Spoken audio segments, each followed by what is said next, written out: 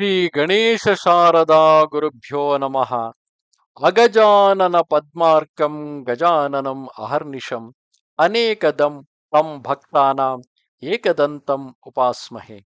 Welcome to all for this session on Ganesha Purana to chapter 24. And here we're going to see the tale of a vision that Daksha had. In the previous chapter, we heard about the past life of Daksha, why he had such worst birth defects.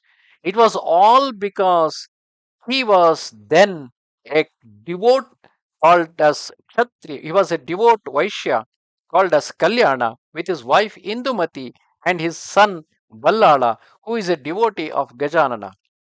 Though Kalyana was doing all good deeds according to the Shastras, and he was a good devotee, but on one day, out of angry, he was enraged about his son being immersed in the devotion of Gajanana. He beat him up and tied him to a tree and threw away the image of Gajanana and smashed the temple constructed by Ballala and his friends. And on that, Ballala cursed his father to become blind, deaf, hunchbacked, covered with wounds, everything. But that curse struck upon Kalyana in that life itself. But his wife, Indumati, went in search of her son. And on seeing her son being very well, because by that time Ballala was taken care of by Gajanana, who was freed, and he was worshipping Gajanana in a huge temple.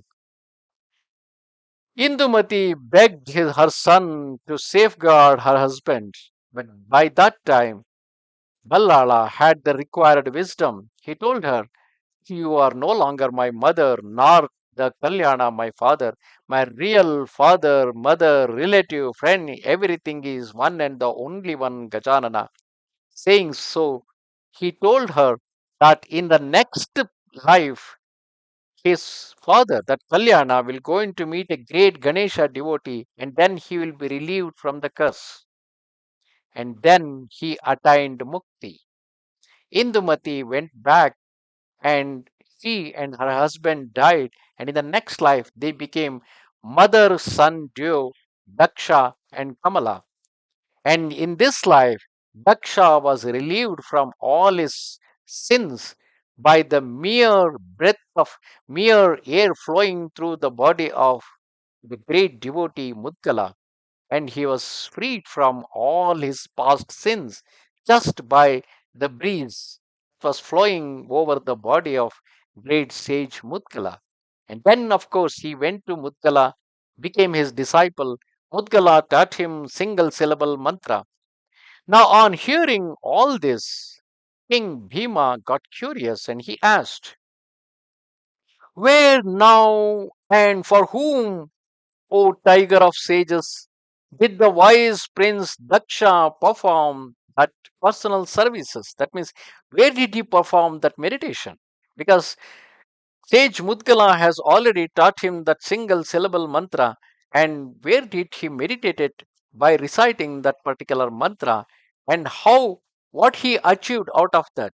Tell me those things in detail, for though I have been listening, I have still not had enough satisfaction. Vishwamitra continued the story of Daksha after receiving that single syllable mantra from sage Mudgala.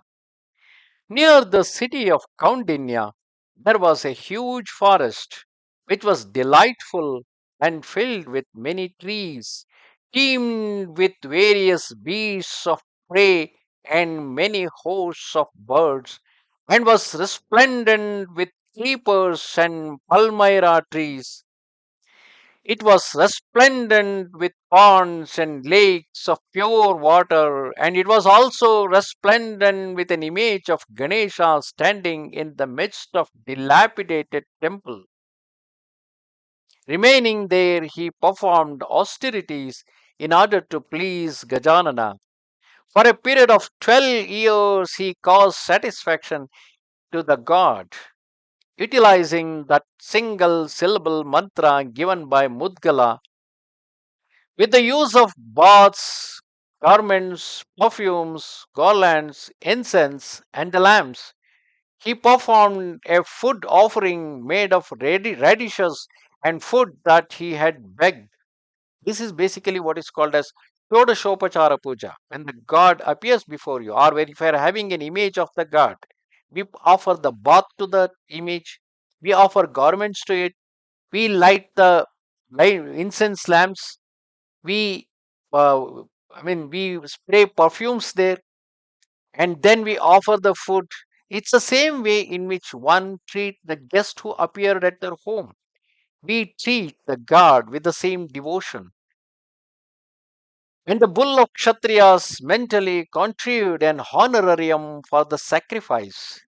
In this way, 21 days passed for him, O king. When it next dawned, that means in the dawn, in the early morning, he saw a vision in which a single huge red elephant is normally black in color, but when it is smeared with vermilion, it looks like a huge red elephant. Generally, Ganesha is also smeared with the same red vermilion paste. It was splendid with its cheeks oozing ichor, good looking, the semblance of a mountain, its faces charming and tranquil, its tusk resplendent, strewn over with Amara bees. With its great belly, it was virtually looking like another Gajanana. In the appropriate place on its neck, it had placed the garland of jewels. He saw a vision of an elephant walking in front of him, smeared with red vermilion paste, looking almost like Gajanana. With the tusk, it had with its trunk, it had placed the garland of jewels around the neck of Daksha. Then rising up, and by the time the vision and the dream got over, he rise up. The elephant king placed him on a soldier. s- Sorry, it's basically in the continuation of his dream that elephant picked him up and put him on its shoulder, and the elephant went into the city adorned with emblem and standard, as if that Daksha became the king. That elephant picked him and put him on his shoulders and carried him all the way to the city. So he had all these things in his dream, in his vision, and by the time he woke up, he then awoke and questioned his own mother. Oh, mother, Kamala, tell me the meaning of this dream now. Whether climbing onto the elephant's shoulder was a good sign or a bad sign. But his mother, who could able to interpret the dreams, she said, "You are fortunate because you have seen Vinayaka in the form of an elephant, and seeing elephant in the dream and be climbing over the shoulders of the elephant in the dream is basically like you will going to be a king. You get the kingdom. There can be no doubt that you will acquire a kingdom as a result of your ascent." Daksha then said, "If I should acquire a kingdom, I will give you a palanquin, villages, a lamp, and a garland of pearls, and I will enact the law in respect of gifts of golds and cattle, vows and restraints, and many other kind of gifts for you as well as the Brahmins." The sage said, having heard this, Kamala, full of joy, spoke to her son, "When you occupy the kingship, son, I will be supremely happy. While you are supporting what is best, make sure your mind is intent on the good law. Have a rich life and be devoted to the honoring of the Brahmins and the gods." This is how exactly the mothers used to bring up their children. Here's Kamala, being a queen herself, she knows what is the right duty for a king. She is saying, beyond giving gifts to me, what is more important is you should be, in case if you got a kingdom, you should first be the right person. You should be the right king, who is a just king, who will abide by the good law, live a rich life, and be devoted in honoring the Brahmins and the gods, because that is most important for the welfare of the kingdom.